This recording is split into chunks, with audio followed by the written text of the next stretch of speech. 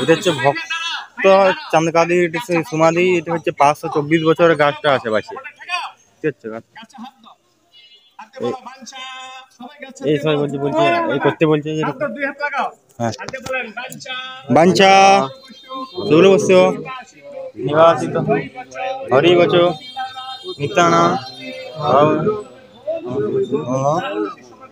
সমাধি কি জয় ভক্তবৃন্দ কি জয় কি জয় হে মহাপ্রভু হে গৌর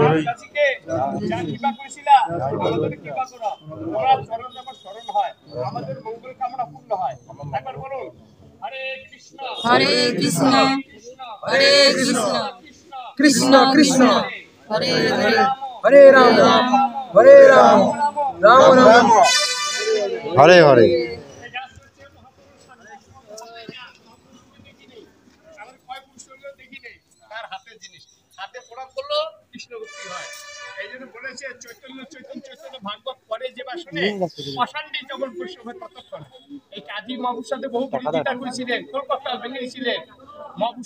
হিন্দু ধর্ম করতে দেবে না, দিলের ভেঙে দিয়েছিলেন।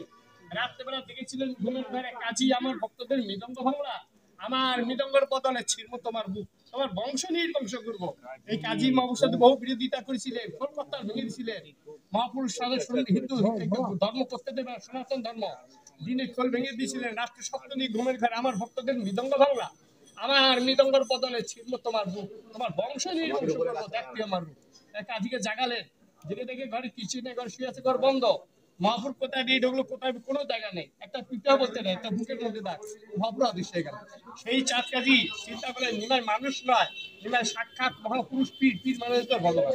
চাঁদ কাজী পরে ক্ষমা চেয়েছিলেন, নিমাই একই গ্রামে বসবাস করি, কথা শুনে যা ভাগবত কথা, একই গ্রামে বসবাস করি, গ্রাম সম্পর্কে আমি তোমার মামা, তুমি আমার ভাইগনা, তোমার মা সম্পর্কে আমার দিদি হয়, তোমার বাবা আগে চলে গেছে, তোমার দাদু সম্পর্কে আমার চাচা হয়। নিমাই আমার দোষ, ভাগনা দেয় না, ভাগনা বলে মহাপুরুষ ভক্তদের হাতে একটা ডাল এনে দিলেন। মহাপুর নিজে হাতে